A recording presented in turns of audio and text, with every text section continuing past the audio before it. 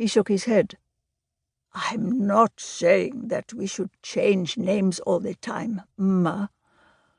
All I'm saying is that these days we are encouraged to share things. People don't like to see things reserved just for one sort of person. That is why it might be better to say that this is not just a detective agency for ladies, but one that will help anybody, even men. After all, that is what you do. You help everyone who needs help, not just ladies. She was patient. But, Ra, the name does not say that our services are only for ladies. We have never said that. What the name tells us is that it is ladies who run the agency. That is something quite different. Mr. J.L.B. Matakoni considered this. It is true that the agency is run by ladies. That is very true, Mma. Well then, Ra, why should the name be changed, if what it says is true? Again he took some time to respond. Then he replied, Think about my own business, Mma Ramotswes. Tlokweng Road Speedy Motors? Yes, Tlokweng Road Speedy Motors, my garage. Now, may I ask you, Mma, who runs that business? She smiled. You do, Mr. J.L.B. Matakoni.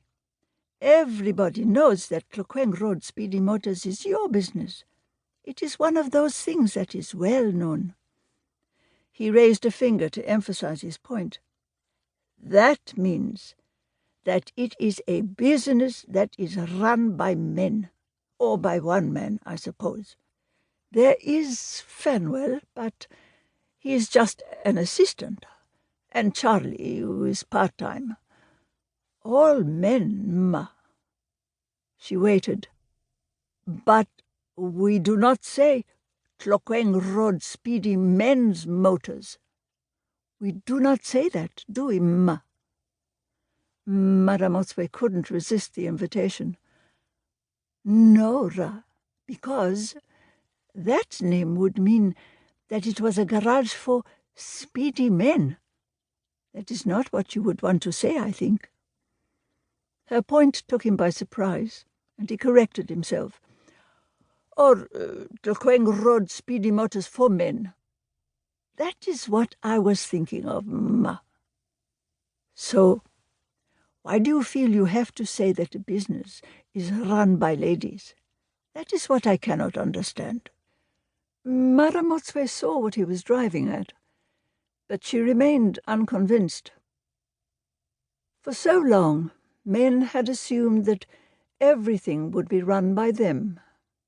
That was the problem, she felt. And now that women were claiming their rightful place in business, as elsewhere, it seemed reasonable enough for them to stress that a particular enterprise was one under their exclusive management.